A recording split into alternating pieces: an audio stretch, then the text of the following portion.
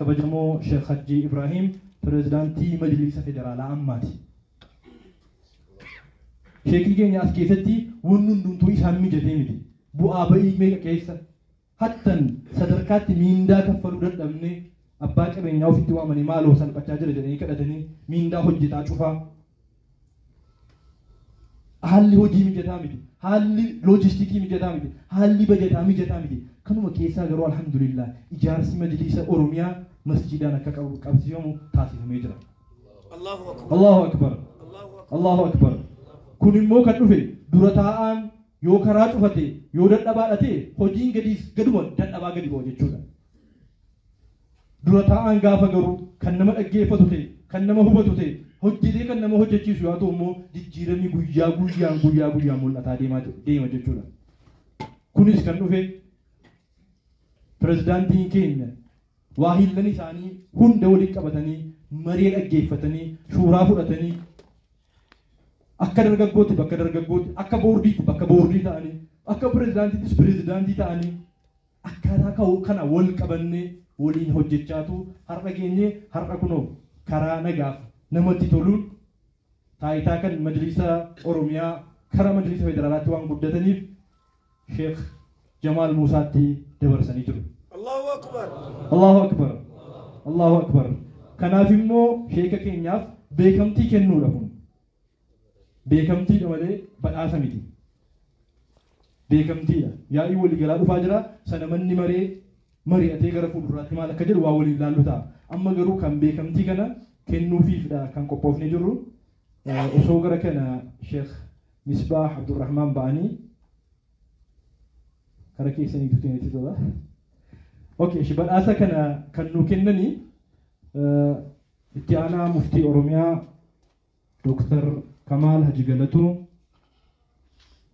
akkasumas miseensa muftiiwwanii kan ta'an Sheikh Hamza Jimma akkuma kana miseensa muftiiwwanii kan ta'an Sheikh Abdulqaadir Dambidoolloof miseensa muftiiwwanii ammas Haji Yusuf Ciro arfan isaanii gadi ba'aniitu Allahu akbar. Muftiiwwan kun arfan asnaa ba'anii badhaasa isaanii akka isaan na badhaasaniin barbaada.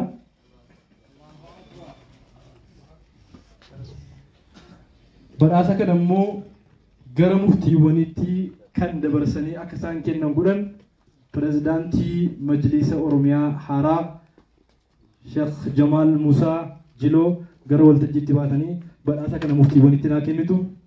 Muftiiwwan immoo sheeka keenyaaf dabarsanii nuu kennu jechuudha. Allahu akbar. Allahu akbar.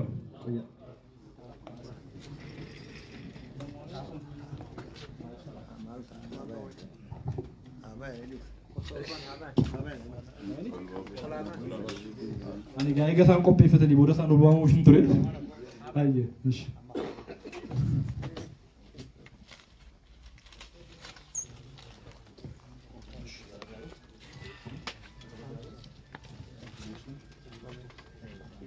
تكبيرات بريزيدنتي مجلس فدرالا كبجمو شيخ حجي ابراهيم كل نباستن الله اكبر الله اكبر الله اكبر الله اكبر ما شاء الله مبارك يا غلا عندي كيس نور كان قواتي مفتون عرفن كيس نور فانا الله اكبر الله اكبر الله اكبر الله اكبر مي بداسه ثاني كتني نو اغرسيسني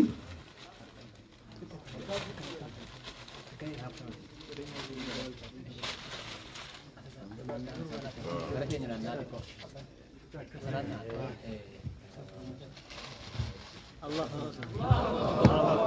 أكبر الله أكبر الله أكبر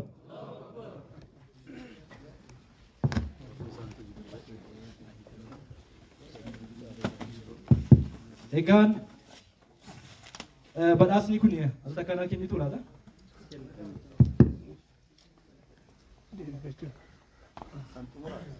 رجاء غلطا في بكمتي جدا كبجمو شيخ حجي ابراهيم بريزيدنتي منوري ولي غلات اموت اسلام ما نانو اورميا تاتني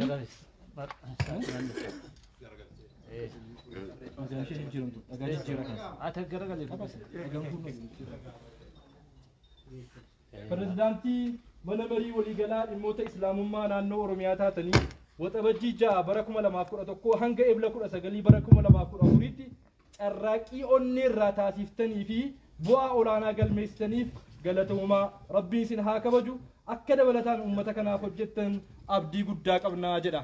Allahu akbar. Allahu akbar. Ana moonni cabsee as dhufee fi immoo arabiffaan illee cinaan jira. Mee waan gootan. Bakka tokko gootanii? Dafa. Isii kana dabalata.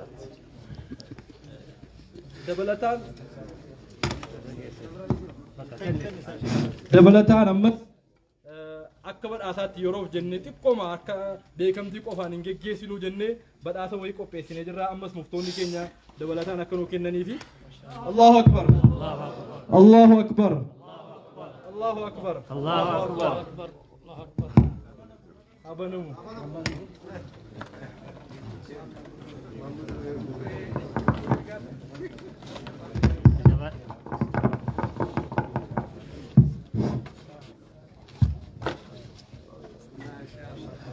Allahu akbar. Allahu akbar. Allahu akbar. Egaan kun immoo sa'aatiidha. Yeroodhaan dafanii ka'anii majlisatti argamanii akka jijjiirama majlisa Oromiyaa keessatti fidan majlisa federaalaaf naannolee hundaaf akka isaan fidanii fi keessa isaatti mana marii waliigalaa dhimmoota islaamummaa Oromiyaa jedhee fadiilata Sheekh Hajji Ibrahim jedhee ra'iis majlis iqliim Oromiyaa jedhee bara isaan yeroo isaan jalqaban yeroo isaan fixan kaa'ee jira jechuudha. Afaan Arabaanis barreeffamee keessatti jira.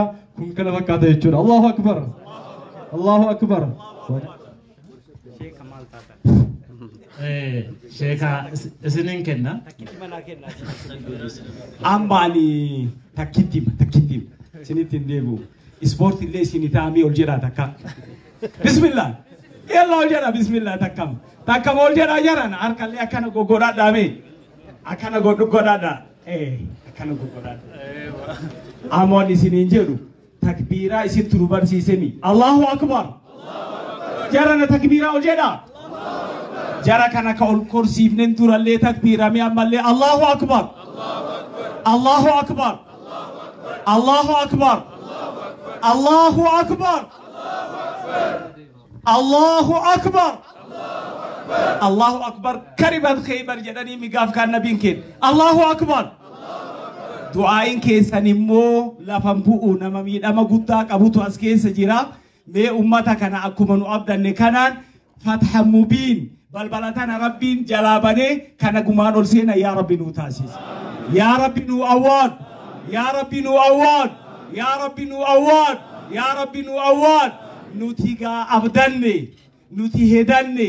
Waan nuti hedanneen kana ol warra dalagu yaa rabbi nu taasis. Yaa rabbi nu taasis. Numarru jaalanneemi. Aboo jaalanne. Yaa rabbi nu jaaladhu. Yaa rabbi nu jaaladhu. Allahu akbar. Allahu akbar. Wallahi gammachuu walitti deebina tana booda. Tana booda gammachuu walitti deebina. Gammachuu walitti deebina. Allahu akbar. Ana amma geesse boo. Masha Allah. Sheekolee keenya ulamoota hoogganaa keenya Sheekh Hajjis amma kabajaadhaan teessifne amma jedhanu madumarraa jedha. Kalimaa lamatu ishee ajjina jedhanu warri galmaasi osoo sila isaa kudhan ittiin dhuma jenneetii isaa kudhan itti walii galle amma kudhan guuteera galmanii haa jumna waan jedhanii fi ishee ajjiin qofti ergaa dabarsinaan achumaani waan ibsa ejjennoo yaada xumuraa dubbifne kan xumuru ta'a rakkoo galmaatii fi malli dhimma keenyaa fi miti inshaallah.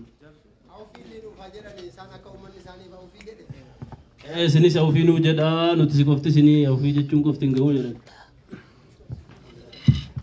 Maalaan awfii jedha ani angoo pirezidaantummaa majlisa Oromiyaa narraa fudhattanii awfii godhatu.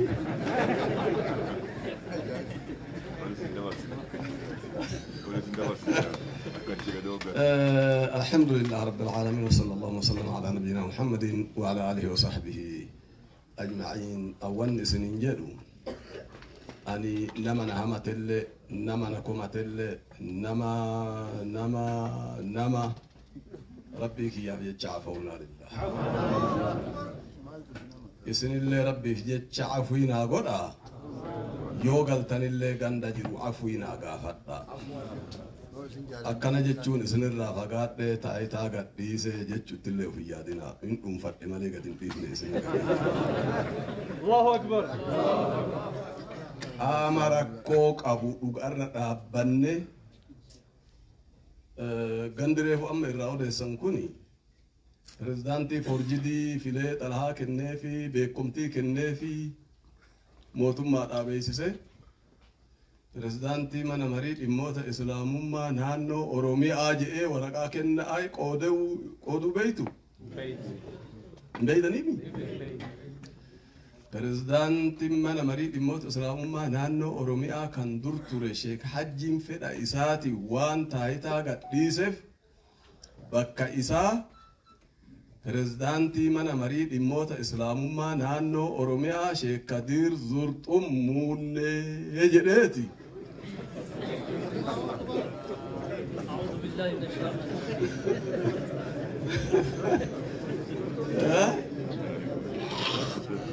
jedheeti Sheek Kadiir Muhammad Zurxum Muunnee jedhee xalahaan bulchiisaaf nageenya Oromiyaa biiroo mootummaa naannoo Oromiyaa biiroo komishiina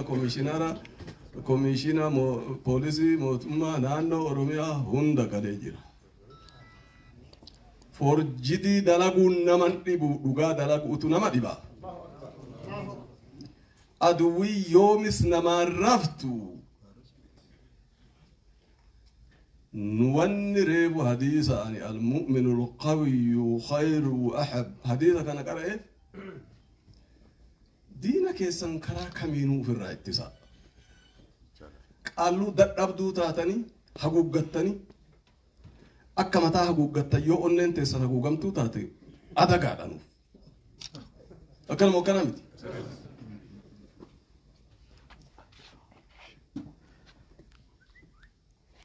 dhugarra yoo hundooftan dhugarra yoo dhaabbattan dhugaa yoo qabsooftan rabbii fi hayxii fi qaamni haqa dalagulle isin waliin jira. Allahu Akbar. Xalahaa takkatti qaamni mataa ufiitiif seerummaan qabne qaamni mataa ufiitiif seerummaan qabne qaama seeraa muuduu danda'a ufiifuu qaama seeraatii miti. Xalahaa kana gandarra deemaa jira achiin atti dawwalanii sira wanni akkana jedhamu xalahaan na bira ga'e maal jettuu naan jedhu gandi kun. Anis nan kolfaa isaanis kolfaa na himu. Gaafa borumtaa ani muudame pirezidaantii mana marii dhimmoota islaamummaa federaalaa ta'ee gaafa ani borumtaa muudame galma kanatti wal geette. Eenyu jechuu danda'ani. Gareen forjidaan jaaramte. Tol kafuulame pirezidaantii Oromiyaa keessaa filame Oromiyaa wal ga'ee mormuudhaaf ba'e hoo eessaa dhufe jedhee kalqiin guutuun bakka dhaga'eetti rifate. Yoo sa'a jaha isin geettu dhageenne nuti asitti wal ga'u isii feesbuuk irraa maalirraa. Rabbi nu gargaaree waan goone dhageettu sila akka gaafa san na'e'an. Hojiidhaan keessa dabare hundaan naan maaliif Oromiyaan maan gadi bahee na mormu namni tokkos iyyaan garuu maqaa Oromiyaatiin gareen Sheek Umar magaalaa kana keessatti ijaare amaamaa itti uwwisanii Oromiyaa jedhaniini ka dubbisan afaan Amaaraa malee Oromiffa dubbatuun beeyi ijoolleen dhuftee asitti dubbiftee argite yee Oromiyaa Ahlus Sunnaa wal Jamaa'a jedhanii mormii kenna baati. Awwala himnaane duubarra waan taane dhageettanii alhamdulillah rabbil aalamiin qaamni seeraa wayita dhagaye hillolee miila faana bute. Maal hojjatta ati haga walgeettiin haganaa deemu odoo nutti himin. Maal hojjattan an jedhe ganaa lafaana butanii rabbi nu waffaqee yoggasuma kaasetti isii harkaa guuranii Sigale qaama seeraatiin asii isii facaasan abbo. Allahu Akbar. Sigale moo singalle. Qaama seeraatiin ka humna kana ol qabuun nu duuba jiraarree fugalteef jechuudha oo duraan galleef. amma godinaalee adda addaa keessatti dadhabina hooggantoota keenya ka godina jiraatutti gargaarsifatanii wanti akkasii hin godhamte ammas qaama seeraa bulchiisaa fi mootummaa wajjin walii galuudhaan qaama seeraa ka harkaa qabdan kan hin jabeeffamne taanan boru diina biyya kana nyaachiftu. Humnaanii miti kan ittisa. Kanaaf ol rabbal aalamiin jira achi gadi gara xixiqqoo nuutu jira forjinni mataa kanarraa gadi barreeffamu hundeen isaa cittee jirti ammarraa inshallah. Pirezidaantota duraanii shaaraa jiru. Boruu argitu waraqarratti pirezidaantii mana marii dhimmoota islaamummaa Finfinnee Sheekh Sultaaniin fi Sheekh Abaluun nama isa wajjin hordofu hojiirraa dhaabne bakka isaa abaluun buufne baankii isaanii cufne jedhanii waraqaa facaasaa jiru. Garuu fadlii rabbiitiin isaanis waraqaan isaaniitis seera qabeessa waan hin ta'iniif ni haqama inshaallahu ta'ala. Allahu akbar. Kanaaf gara fuulduraa jabaattanii hojjechuun isinirra jiraataa waliin jirra isin duuba jirra qaama dadhabaa nu dadhabsiisee akka ganama jenne karaa isaatiin aduwwiin nu bawsan bakkaa kaafna beeka. Kana na hubadha. Iddoo kamittillee xaalqaa gabbinnatiin jedhamu saa jiraatu galeetuma qaama muslima dadhabsiisu san achiin kaasa inshaallah. Allahu akbar. Kanaaf karaa dhugaati irratti dhaabbadha dhugarra dhaabbadha dalagaa rabbi isin haa gargaaru haqarra dhaabbadha mootummaa waliin dalagaa. Mootummaa waliin wanni nu dalaynuuf wanni na hamataniif an mootummaan malee socho'uun hin danda'amu gonkumaa wanni tokkollee. Kanaaf rabbi isin haa gargaaru. Aduwwi keenya rabbi nurraa haa cabsu balaa amma galte tana rabbi gahi jedhee amma rabbi achuman nurraa haa dhaabu ar'allee waan hojjetame aymanuu taqwaamaatii keessatti wayita asii ariifadhee isinirraa bahu muujiza dalagame. Killiloota hundarraa warri yaaman hooggansi keenya bakka hin jirretti hin teenyu jedhanii ka ministeerri hoogganu biraa ka'e jechuudha killiloonni hundinuu. Allahu akbar. Alhamdulillah rakkoon uumamtee innatti dawwalanii wayita fiigee bahisan an isinuma bira jiraa isinii godhee hirmaadhaa jedheeni achitti illee dhugaa jirtu mul'isanii gizee gabaabaa keessatti deebiin isiniif kennama ta'a jedhanii jala kufanii deebisan jechuudha. Hojiin deemaa jira bara hojjetamaa jira bakka jirtu. Kanaaf ciminaan hojjedhaa isin jaa rabbi isin haa gargaaru dhiifama naa godhaa haga xumuraatti silaa isin bira tura keessummaa alaattu.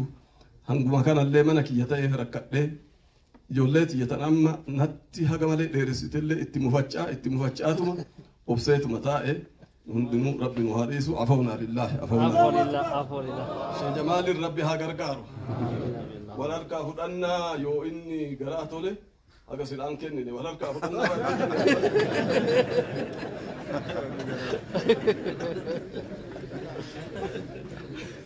harkaa fudhannaa raawwanne haga silaati yoo garaa tole furtuu itti kennaa.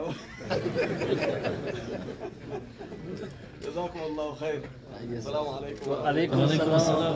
نص كندا كينيا تمرر أما يبصي جنو كفا دبسودا علماء كينيا مفتيون كينيا أكا أجر الدوسان التدبير مقارب بيتينغا بتا سكنتا والتجي أجساتي كوراني كفتي بعلمت تنجي سنبودا يرو وامبراتيف كم نجدنينو أريس بتشيسني مالسلا diaspora را جركا دكتور عبد الرحيم شيخ بشير أسجرو أكو مكان شيخولين شيخ أميني بروس namoonni sila baay'een Sheekh Musaa Suwaalaa jiru garuu waan yeroo hin qabneef amma arradii famanuu godha ibsa ejjannoo kana dubbifnee ergaa isaa dabarsineetuma kan xumurru ta'a akkasii wayyuu jamaa namni fageenyatti gaggallus jira nu ariifadhaa namni jedhaa ture sinuma jira sanarratti immoo dabalataa kan galmaas nu rakkise waan ta'eefi amma kallattiidhumaan ibsa ejjannootti ceena namni miidiyaa waraabbachuudhaafis ibsa ejjannoo barbaaddanu media ko pefatani akka boranan nafsin ne tani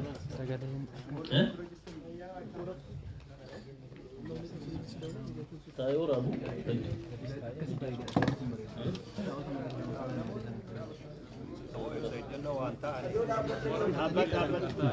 Media daftar dan jadi ni. Bisa jenuh guna jika ada. Tani wanda batani jenno Bisa jenuh Jangan kan media daftar je cemari.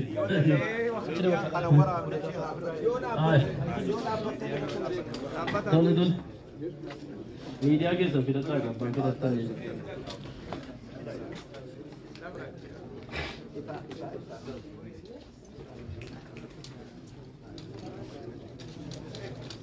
हमें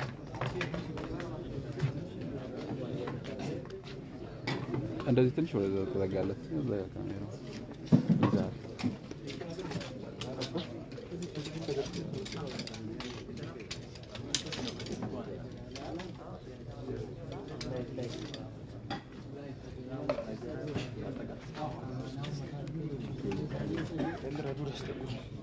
Tersi, ajar kamu.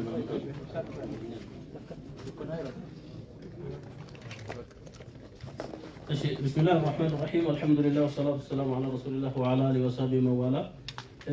إبسا الجنو يا ياري فتشيسا من أمر يولي قال إموت إسلام ما أنا نو أرميا جدا متدورين إسا.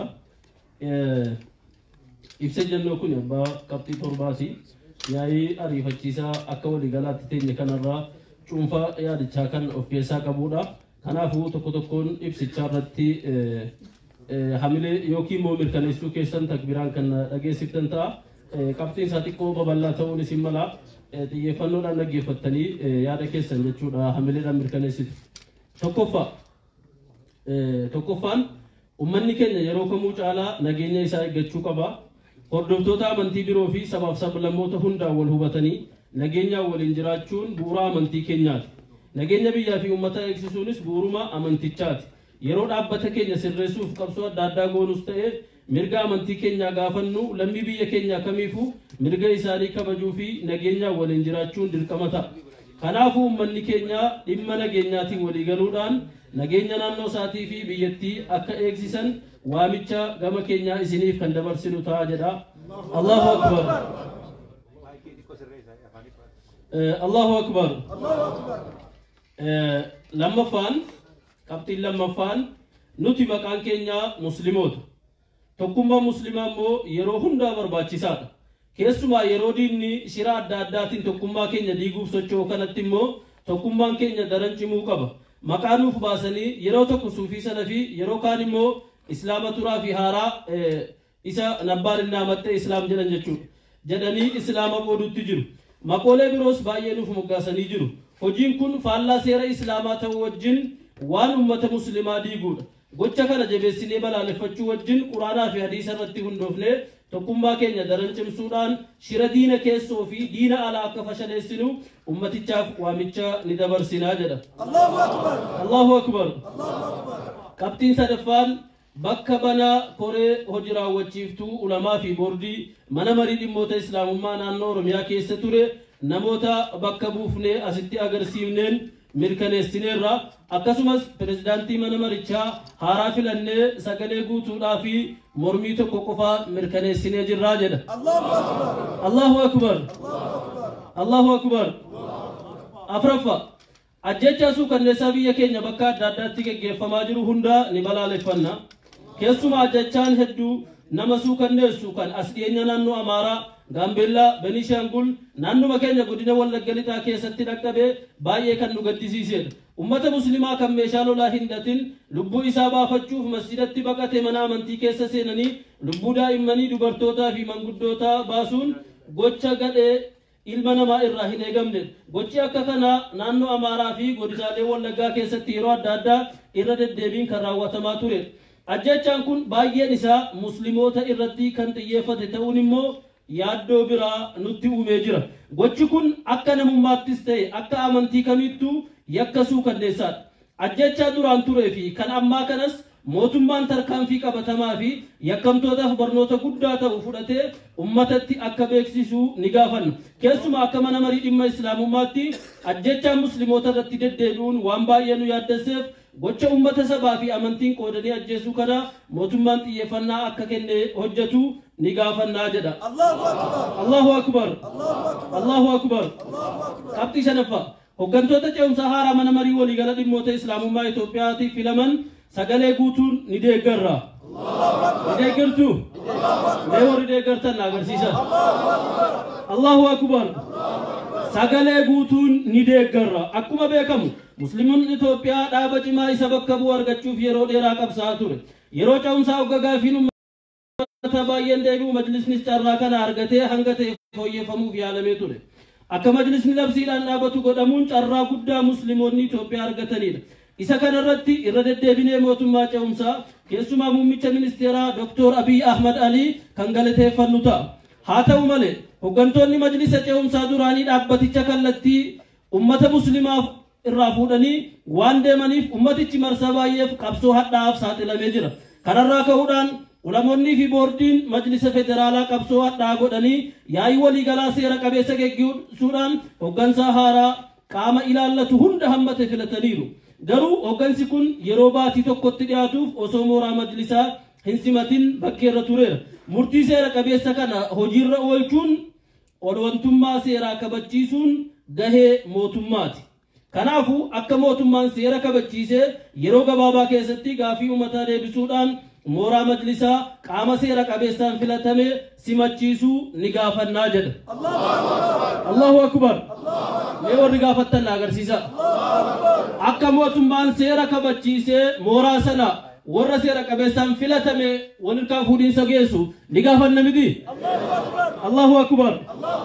Qabxii jaaffaa kijibaa fi holola hooggansi seeraan alaa aangoo majlisa federaalaa humnaan qabatee jiru majlisa Oromiyaa fi musliimoota naannichaa irratti geggeessuu cimsinee balaaleffanna. Akkuma beekamu hooggansi majlisa federaalaa duraanii kan murtii seera qabeessaan aangoo irraa kaafame jaalala taayitaatiin machaa'ee aangoo irra turuuf tooftaan inni hin fayyadamne hin jiru. Bakka muummichi ministeeraa dabalatee musliimoonni 120 ol ta'an jiranutti dhiigatu dhangala'aa malee aangoo hin gadhiisu jechuun pirezidaantii duraanii ni yaadatama. Akkuma kana majlisa Oromiyaa irratti olola imaamota 100 ari'ee koree masjiidaas ni ari'ee waabiyyaan namoota baay'ee dhagaantumte ajjeeftee fi kan kana fakkaatan geggeessaa jiraachuun isaanii ni beekama. Majlisni Oromiyaa imaama tokkollee hin ariine koreen masjiidaas akkasuma hin ari'amne. Musliimoonni Oromiyaas ummata kabajamaa fi jaallatamaadha. Maqaan isaanii musliimoota malee wahabiyyaa miti. Gocha gadee akkanaas gonkumaa hin raawwatan. Olola kana hooggansi majlisa duraanii namoota hordoftoota amantii biroo fi miidiyaalee farra siyaasaa dabalatanii majlisa Oromiyaa fi musliimoota naannichaa irratti geggeessaa jiru.